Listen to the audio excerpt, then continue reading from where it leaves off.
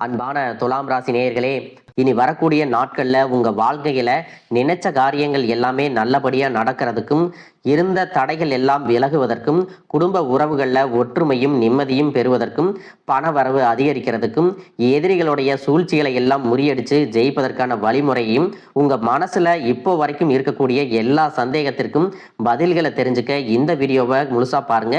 உங்களுக்கான தீர்வு நிச்சயமா உங்களுக்கு கிடைக்கும். துலாம் ராசி சித்திரை 3-4 பாதம், சுவாதி நட்சத்திரம், விசாகம் 1-2 பாதம் நட்சத்திரக்காரர்கள் பார்த்தீங்கன்னா சுக்கிரனை அதிபதியாக கொண்ட ராசி அப்படிங்கிறதுனால உங்களுக்கு மனநிலை எப்பவுமே சமமாக இருக்கும். துலாம் ராசிக்காரங்க சுக்கிரனை அதிபதியாக கொண்டதால உங்களுடைய தோற்றம் மிக அழகாக இருக்கும். பழகக்கூடிய எல்லார்கிட்டையும் சுமூகமான உறவு இருக்கும். கனிவா பேசுவீங்க, நேர்மையாக செயல்படக்கூடியவங்களா இருப்பீங்க. ஆடை அலங்காரம் மற்றும் அழகான விஷயங்கள்ல அதிகமான ஈடுபாடு இருக்கும். சண்டைகளை எல்லாம் தவிர்த்து சமரசம் செய்யக்கூடியவங்களா இருப்பீங்க. சிறந்த விவாத திறமையும் பேச்சாற்றலும் கொண்டவங்களாக இருப்பீங்க. எந்த ஒரு விஷயத்தையும் ஆழமாக யோசித்து செயல்படக்கூடியவங்களா இருப்பீங்க. இப்படி எல்லார்கிட்டையும் உண்மையான அன்பு செலுத்தக்கூடிய தூய உள்ளம் கொண்டவங்களா இருப்பாங்க. இவங்க வாழ்க்கையில எத்தனையோ கஷ்டங்களை எல்லாம் அனுபவிச்சுட்டு இதுக்கு மேல புதுசா நான் என்ன கஷ்டத்தை பார்க்க போறேன் அப்படின்னு எல்லாத்தையுமே சாதாரணமா எடுத்துட்டு கடந்து போகக்கூடிய அனுபவசாலிகளாகவும் இருப்பாங்க. எத்தனையோ கனவுகளோடவும் எதிர்பார்ப்புகளோடும் தான் இந்த 2026ஆம் ஆண்டுல நீங்க இந்த வாழ்க்கையை தொடங்கி இருக்கீங்க. கண்ணுக்கு தெரிஞ்ச எதிரிகளாலும் கண்ணுக்கு தெரியாத துரோகிகளாலும் நீங்க அனுபவிக்கக்கூடிய தொல்லைகளும் பிரச்சனைகளும் சொல்லி மாளாது.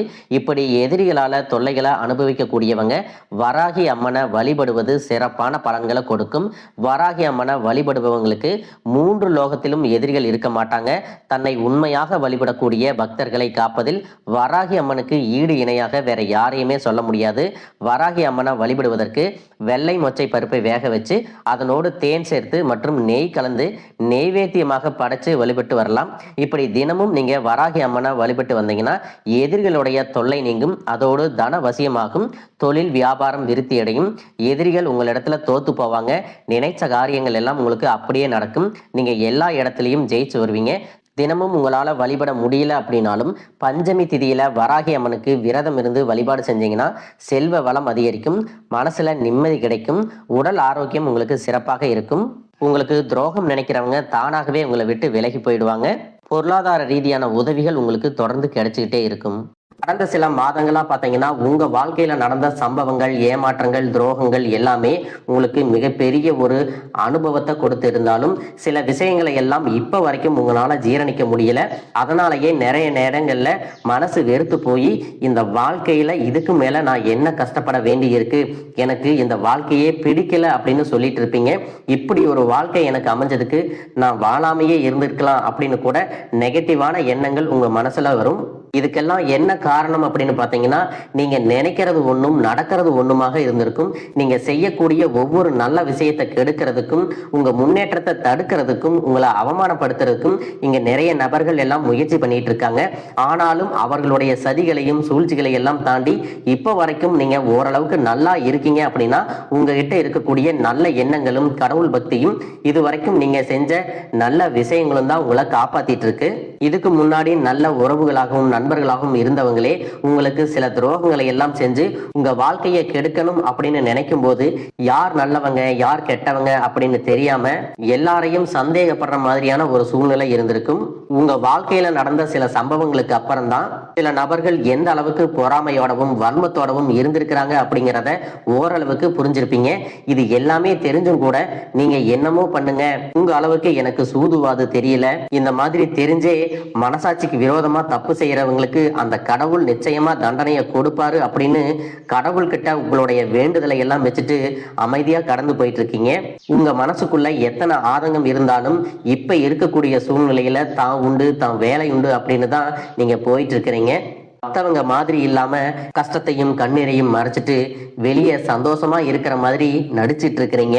இந்த வாழ்க்கை உங்களை எப்படி புரட்டி போட்டாலும் முடக்கி வச்சாலும் நீங்க எப்பவும் போல சாதாரணமாவே இருக்கிறதால உங்களை சுத்தி இருக்கிறவங்க எல்லாருமே இவங்களுக்கு என்னப்பா ஓஹோன்னு ஜாலியான வாழ்க்கை வாழ்றாங்க அப்படின்னு சொல்லுவாங்க. ஆனா மனசுல நிம்மதி இல்லாம வயிறார சாப்பிட முடியாம நிம்மதியா தூங்க முடியாம எவ்வளவு கஷ்டப்படுறீங்க அப்படிங்கிறது உங்களுக்கு மட்டும்தான் தெரியும். இந்த மாதிரி உங்க வாழ்க்கையில திடீர் திடீர்னு ஒரு பிரச்சனை அப்பப்போ வந்துட்டு தான் இருக்கு. அதையெல்லாம் எல்லா இடத்துலயும் நீங்க கடந்து வந்துட்டு தான் இருக்கீங்க. இந்த மாதிரி நீங்களா ஏதோ தட்டு தடுமாறி எந்திரிச்சு நிக்கிறப்போ உங்களை குறை சொல்றதுக்குன்னே நிறைய பேர் தேடி வருவாங்க. நீங்க 1000 நல்ல விஷயம் செஞ்சாலும் அதையெல்லாம் பாராட்டி ஒரு வார்த்தை கூட சொல்ல மாட்டாங்க. அதுவே உங்களுக்கு தெரியாம ஒரு தப்பு நடந்துட்டாலோ, உங்களுக்கு சம்பந்தமான ஒருவர் தப்பு செஞ்சுட்டாலோ, அது இந்த உலகத்துல யாருமே செய்யாத தப்பு மாதிரி குத்தி காட்டிட்டே இருப்பாங்க. அவங்களுடைய நோக்கம் என்னவா இருக்குன்னா, நீங்க நல்லா இருக்கணும் அப்படிங்கிறத விட நீ முன்னேறிடக்கூடாது அப்படிங்கிறதுல ரொம்பவே கவனமா இருப்பாங்க. நண்பர்களாக இருந்தாலும் சரி, சொந்தக்காரங்களாக இருந்தாலும் சரி, அவங்க தேவைக்குனா மட்டும் உங்ககிட்ட வந்து பழகுவாங்க. அந்த தேவை முடிஞ்சிச்சு அப்படின்னா உங்களை விட்டு விலகி போயிடுவாங்க. இப்படி மற்றவங்களுக்காக எல்லா விஷயத்தையும் செய்யக்கூடிய உங்களுக்கு ஏதாவது ஒரு அவசரம், ஒரு உதவி தேவைப்படுது அப்படின்னு போய் நின்னா உங்களுடைய சூழ்நிலையை புரிஞ்சுக்காம அவங்க 1000 கேள்விகளை கேட்டுட்டு அதுக்கப்புறமா சின்னதா ஒரு உதவி செய்வாங்க. இதையெல்லாம் நினைக்கும் போது நீங்க எப்படி அவங்களுக்கு உதவி செஞ்சு ஏமாந்திருக்கீங்க அப்படிங்கிறத இப்பதான் புரிஞ்சுப்பீங்க. இந்த வாழ்க்கையில எப்படியாவது முன்னேறணும் அப்படிங்கறதுக்காக தினம் தினம் கஷ்டப்பட்டு உழைக்கிறவங்க. உங்களுடைய மனசாட்சிக்கு தெரிஞ்சு நீங்க யாருக்கும் எந்த கெடுதலையும் கஷ்டத்தையும் துன்பத்தையும் கொடுத்ததில்லை. ஆனாலும் உங்களுக்கு மட்டும் ஏன் இந்த மாதிரி கஷ்டங்கள் வருது, பிரச்சனைகள் வருது அப்படின்னு பாத்தீங்கன்னா, நீங்க நல்லவங்களா தான் இருக்கீங்க, நல்ல விஷயங்களை தான் செய்யறீங்க. ஆனாலும் உங்களை சுத்தி இருக்கக்கூடிய மனிதர்கள் அந்த மாதிரி நினைக்கிறது இல்ல. நீங்க என்னதான் பிரச்சனைகளை எல்லாம் தவிர்த்துட்டு வந்தாலும் ஏதாவது ஒரு சூழ்நிலையில பிரச்சனையும் கஷ்டமும் உங்களை தேடி வந்துட்டு தான் இருக்கு. ஆனா இனி வரக்கூடிய நாட்கள்ல உங்களுக்கு சந்தோஷத்தையும் மன மகிழ்ச்சியும் கொடுக்கக்கூடிய ஒரு காலகட்டமா இருக்க போகுது. இது நாள் வரைக்கும் பாத்தீங்கன்னா உங்க வாழ்க்கையில் நடந்த கெட்ட விஷயத்தை எல்லாமே மறந்துருங்க. இனி வரக்கூடிய நாட்கள்ல உங்களுக்கு எப்படிப்பட்ட நன்மைகள் எல்லாம் கிடைக்க போகுது, எந்த இடத்துல நீங்க கவனமா இருக்கணும் அப்படிங்கிறத நீங்க மனசுல வச்சுக்கணும். மார்ச் மாதத்துல சனியினுடைய வக்ர நிவர்த்தியும், குருவினுடைய பயிற்சியும், சுக்கிர பயிற்சியும், சூரிய பயிற்சி, ராகு கேது பயிற்சிகள் அப்படின்னு கிட்டத்தட்ட 5 பயிற்சி பலன்கள் எல்லாமே உங்களுக்கு இந்த 2026ஆம் ஆண்டுல முழுமையான பலன்களை கொடுக்க போறாங்க. அதனால இந்த காலகட்டங்கள்ல எதையெல்லாம் நீங்க இழந்துட்டோம், எதையெல்லாம் நீங்க மீட்டெடுக்கணும் அப்படின்னு நினைக்கிறீங்களோ அது எல்லாம் நிச்சயமா உங்களுக்கு கிடைக்க போகுது. சுக்கிர பயிற்சிகள் மூலமாக உங்களுக்கு பொருளாதாரத்துல நல்ல முன்னேற்றம் ஏற்பட போகுது. பெற்றோர்களுடைய உடல் நலத்துல கவனம் தேவை. இதுவரைக்கும் உங்களுடைய பணம் ஹாஸ்பிட்டல் செலவுகளுக்கோ, கடனுக்கு வட்டி கட்டுறது, வண்டிகள் பழுதாகி அதுக்காக செலவு செய்யறது, மற்றவங்களுக்கு பணம் கொடுத்துட்டு அந்த பணம் திரும்ப வராம கஷ்டப்பட்டது, இந்த மாதிரியான சம்பவங்கள் எல்லாம் நடந்திருக்கும். இதற்கு பிறகு நீங்க பணத்தை சுப செலவுகளுக்காக செய்யணும். நல்ல விஷயங்களுக்கு பணத்தை செலவு செய்யும் போது உங்களுடைய கடன் சுமை பாதிக்கு மேல குறையும். தாய் வழியாக ஆதரவு கிடைக்கும். தொழில் செய்யக்கூடிய இடத்துல உங்களுடைய திறமைகள் வெளிப்படும். வேலை செய்யக்கூடிய இடத்துல உங்களுடைய உயர் அதிகாரிகளின் ஆதரவு உங்களுக்கு திருப்தியாக இருக்கும். சுப செய்திகள் எல்லாமே உங்களை வந்து சேரும். பூமி வாங்கக்கூடிய யோகம் உண்டு. வீடு கட்ட ஆரம்பிச்சு அந்த வேலைகள் பாதியில நிக்குது அப்படின்னா அந்த வேலைகள் எல்லாமே உங்களுக்கு சிறப்பா முடியும். உடன்பிறப்புகளின் திருமண முயற்சிகள் கைகூடும். புதிய வாகனங்கள் வாங்குறதுல ஆர்வம் காட்டுவீங்க.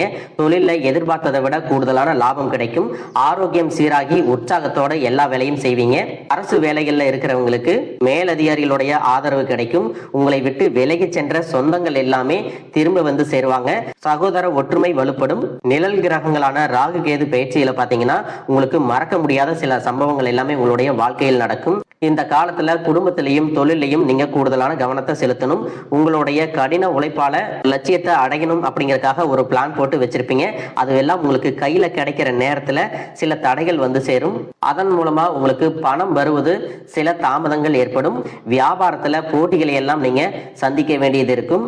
குடும்ப உறவுகள்ல நீண்ட காலமாக இருந்த திருமண தடைகள் எல்லாமே நீங்கும். கல்யாண பேச்சு கைகூடும். சின்ன வயசுலயே கணவன் மனைவி பிரிஞ்சிருக்காங்க அப்படின்னா விவாகரத்து பெற்றதுக்கு அப்புறம் அவங்களுக்கு 2வது திருமணம் கைகூடக்கூடிய வாய்ப்புகளும் இருக்கு. உறவினர்களோடு இருந்த மனக்கசப்புகள் எல்லாமே மாறும். ஆரோக்கிய தொல்லை உங்களுக்கு அதிகரிக்கும். அரசு வழியில சில சிக்கல்கள் உருவாகும். தன்னம்பிக்கையும் தெய்வ நம்பிக்கையும் அதிகமாக தேவைப்படும். இந்த காலகட்டத்துல ஆரம்பத்தில் உங்களுடைய வளர்ச்சிக்கு காரணமாக இருந்தவர்களே உங்களுடைய வளர்ச்சியை பார்த்து பொறாமப்பட்டு எதிரிகளாக மாறக்கூடிய சூழ்நிலையும் இருக்கும். குடும்ப தலைவிகளுக்கு குடும்ப உறுப்பினர்களாலேயே சில தவறான புரிதல் மற்றும் அளவுக்கு அதிகமான சிந்தனையால மன அழுத்தம் அதிகமாகி உடல் ஆரோக்கியம் பாதிக்கப்படும். உடல் பருமன் அதிகமாகக்கூடிய சூழ்நிலை இருக்கு. சின்ன சின்ன விஷயத்துக்கெல்லாம் கோவப்படுவதை தவிர்த்துக்கணும். இந்த மன அழுத்தத்தை குறைக்கிறதுக்கு ஆன்மீக வழிபாடு அவசியம். தியானம் செய்யறது, யோகா பண்றது, தன்னுடைய உடல் நலம் எவ்வளவு அவசியம் அப்படிங்கிறத சுயமா புரிஞ்சுக்கிறதன் மூலமாக இந்த பிரச்சனைகளை எல்லாம் தவிர்க்கலாம். நீங்க கணவனாக இருந்தாலும் சரி, மனைவியாக இருந்தாலும் சரி, உங்களுடைய வாழ்க்கை துணை மேல அதிகமா அன்பு காட்டுங்க. அவங்க எந்த விஷயத்தை செஞ்சாலும் அதுல இருக்கக்கூடிய நல்ல விஷயத்தை சொல்லி பாராட்டுங்க. சில நேரத்துல உங்களுக்காகவே அவங்க மெனக்கெட்டு ஏதாவது ஒரு விஷயத்த செய்வாங்க. அந்த விஷயத்த நீங்க பாராட்டும் பொழுது அன்பு அதிகரிக்கும். அன்பு அதிகரிச்சுன்னா சின்ன சின்ன குறைகள் கூட உங்க 2 பேருக்குமே தெரியாது.